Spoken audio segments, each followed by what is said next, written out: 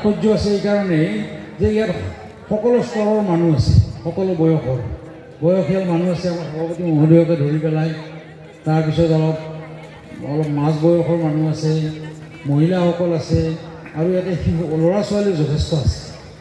আমাৰ সভা বুলি ক'লে বা মেলা বুলি ক'লে সেইটো এটা তাৎপৰ্য যে আমাৰ অঞ্চলৰ সৰ্বস্তৰৰ মানুহে ইয়াতে যোগদান কৰে। আৰু কিছুমান ঠাইত ধৰক এনেকুৱা ধৰণৰ সভা আছে, সেইবিলাকত মানে বহুত দূৰত থাকিলেও সেই গাঁৱৰ মানুহ যদি ক'ৰবাত দূৰত আছে, আনকি বিদেশত থকা মানুহবিলাকৰ এটা বিশেষ দিনত গাঁৱলৈকে ঘূৰি আহে। সেইটো এটা বৰ তাৎপৰ্যপূৰ্ণ কথা। আৰু আমাৰ গাঁৱত যেতিয়া মানুহ নিৰক্ষৰ আছিল, পঢ়া শুনা নাছিল, সেই মানুহবিলাক ভাল আছিল। পঢ়া শুনাই মানুহবিলাকক আকৌ ভালো কৰিছে, বেয়াও কৰিছে, এইটো বেলেগ কথা। গতিকে সেইসকল মানুহে ভাবিলে বৰ আচৰিত লাগে মাজে মাজে যে এই কথা বতৰাৰ মাজতে তেওঁলোকে কিছুমান এই ধৰণৰ কথা প্ৰকাশ কৰিছিলে। সেইবিলাকক আমি এতিয়া ফকৰা যোজনা খণ্ডবাক্য এই ধৰণে আমি কওঁ। সেইবিলাক কোনো পণ্ডিতে দিয়া কথা নহয়, মানুহৰ মাজত নিজে নিজে চলা। ধৰক বোলে মাক ইচ্ছে চলি কল ইচ্ছে বলি, বোলে ৰাজাই ভাল পাই যাক ঢেঁকী পখলি নালগে তাক। এনেকুৱা ধৰণে এই ধৰণে কিছুমান কথা কৈ মানুহে বুজাই দিছিলে। সেইবিলাক মানে একোটা মানে অংকৰ ফৰ্মুলাৰ নিচিনা। এই কথাবিলাক কিন্তু আমাৰ গ্ৰাম্য জীৱনত সাধাৰণ মানুহে নিজৰ অভিজ্ঞতাৰ পৰা সেইবিলাক বস্তু তেনেকুৱা ধৰণে সৃষ্টি কৰিছিলে। অসমত গাঁও প্ৰায় 26,000 গাঁও আছে। আমাৰ গুৱাহাটীখনত এতিয়া জনসংখ্যা 15 লাখতকৈ বেছি। 1901 চনত, আজিৰ পৰা 125 বছৰ আগত গুৱাহাটীৰ জনসংখ্যা আছিল মাত্ৰ 10,000। এতিয়া সেইটো 15 লাখ হ'ল। গুৱাহাটীখনত অলপমান যে আপোনাৰ এই অলপ পূজা পাতাল, তাৰপিছত এনেকুৱা সভা নাইবা উন্নয়ন কিছুমান সমিতি আছে বা জ্যেষ্ঠ নাগৰিক, এনেকুৱা ধৰণৰ কিছুমান সামাজিক সংগঠন আছে।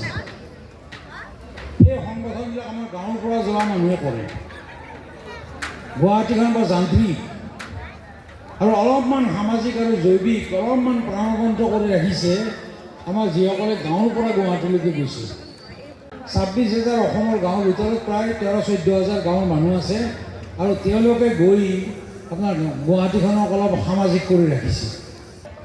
যিয়ে নহওক, যিসকলে গাঁৱত এতিয়াও আছে তেওঁলোকে আমাৰ গাঁৱৰ সমাজ সংস্কৃতি নাইবা আমাৰ গ্ৰাম্য অৰ্থনীতি তেওঁলোকে জীয়াই ৰাখিছে। অসমীয়া ভাষা সংস্কৃতি বুলি ক'লে সেইটো নগৰকেন্দ্ৰিক নহয়, সেইটো গাঁওকেন্দ্ৰিক। আৰু আমাৰ গাঁৱত যিসকল মানুহে বহুত কষ্ট কৰি পেলাই গাঁৱত আছে, তেখেতসকলে আচলতে আমাৰ সমাজ সংস্কৃতি অৰ্থনীতিৰ প্ৰহৰী। তেওঁলোকে আমাৰ সংস্কৃতিক সুৰক্ষা দি আছে। আজি যে আপোনালোকৰ এই সভাখনৰ নাম মিলন সভা বুলি কৈছে, এতিয়া মিলন শব্দটো অত্যন্ত গুৰুত্বপূৰ্ণ আৰু ভাল শব্দ। কেতিয়াবা আপোনাৰ কাজিয়া লাগিলে তাৰপিছত মিলন শব্দটো আহে, আৰু কেতিয়াবা কাজিয়া নলগাকৈও নিজে নিজে মিলন হৈ থাকে। এই মিলন শব্দটো অত্যন্ত ভাল শব্দ। মিলনৰ অসমীয়া বহুত গান আছে, বহুত কথা আছে। আৰু আজিৰ সময়ত এই যে মিলন আৰু এই গাঁৱৰ কেইবাটাও চুবুৰী, দুই এখন গাঁও, এইখন গাঁও লগ লাগি যিটো কথা আছে, এইটো আজিৰ যুগত সাংঘাতিক কথা। মই তথাপিও আপোনালোকক কওঁ, আজিকালি আমাৰ গাঁৱত সাধাৰণতে সদায় মানুহবিলাক বোলে আমাৰ পিছপৰা, আমাৰ বহুত অসুবিধা বুলি কৈ থাকে। কথাটো নোহোৱাও নহয়। আমি নিজেও বহুত খোজকাঢ়ি গৈছোঁ। প্ৰত্যেকজন মানুহ কিন্তু অতি কষ্টৰে ইয়াত বসতি কৰা ডাঙৰ দীঘল হোৱা মানুহ। কোনোবাই পঢ়ি শুনি ডাঙৰ হৈছে যদি সেইটো বেলেগ কথা, কিন্তু যিজন মানুহে খেতি বাতি কৰিও আছে, কিমান পৰিশ্ৰম কৰি কিমান সংগ্ৰাম কৰি তেওঁলোকে জীৱন ইয়াতে যাপন কৰিছে, ভাবিলে বৰ আচৰিত লাগে। গতিকে আমাৰ সাধাৰণতে কয় আমাৰ ইয়াত বহুত পিছপৰা, অসুবিধা, এইবিলাক ধৰণৰ বহুত কথা আহে।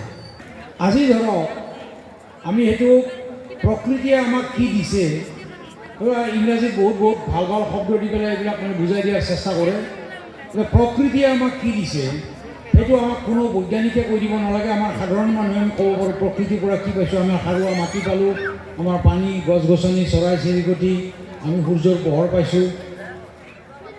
আৰু আটাইতকৈ ডাঙৰ কথা, আমি জীয়াই থকাৰ কাৰণে আমাক যিটো অক্সিজেন লাগে, অক্সিজেনটো আমাৰ প্ৰকৃতিয়ে আমাক যোগান ধৰিছে। আৰু কেনেবাকৈ যদি প্ৰাকৃতিক অক্সিজেন ল'ব নোৱাৰা হওঁ, আমি কেনেকুৱাকৈ অক্সিজেন লৈ জীয়াই থাকিব লাগে, কিমান পইচা ভৰিব লাগে। সেই ইক'ছিষ্টেম ছাৰ্ভিচ বুলি কয়, যে প্ৰকৃতিয়ে আমাক যিটো সেৱা বিনা পইচাই সেৱা দি আহিছে, ভাবিলে বৰ আচৰিত কথা। কিন্তু এতিয়া আমাৰ যিটো প্ৰাকৃতিক অক্সিজেন আমি ক'ৰ পৰা পাওঁ, সেইটো আপোনালোকে সকলোৱে জানে, ল'ৰা ছোৱালীবিলাকেও জানে মৰমৰ। সেইটো আমি মানে গছ গছনিৰ পৰা পাওঁ। আমাৰ ভূমিভাগ মহাদেশত গছ গছনিৰ পৰা পাওঁ, আৰু সমুদ্ৰত, সাগৰত এবিধ প্লেংটন বুলি উদ্ভিদ থাকে, আৰু খেলুৱৈ, আমি যে খেলাই বুলি কওঁ, খেলুৱৈ বুলি কওঁ, সেই খেলুৱৈ আৰু আমাৰ মহাসাগৰত প্লেংটন বুলি এবিধ উদ্ভিদ থাকে, তাৰ পৰা অক্সিজেন তৈয়াৰ হয়, আৰু আমাৰ ইয়াতে গছে অক্সিজেন দিয়ে। আৰু বেছিভাগ অক্সিজেন কিন্তু সাগৰত প্লেংটনৰ পৰা তৈয়াৰ হয়। এতিয়া মোৰ কথাটো হ'ল যে যিটো হাৰত আমাৰ গছ গছনি নোহোৱা হৈ আহিছে লাহে লাহে, আমাৰ সমগ্ৰ পৃথিৱীত এতিয়া মানে অক্সিজেনৰ অভাৱ, লাহে লাহে অক্সিজেনৰ অভাৱ হৈ আহিব।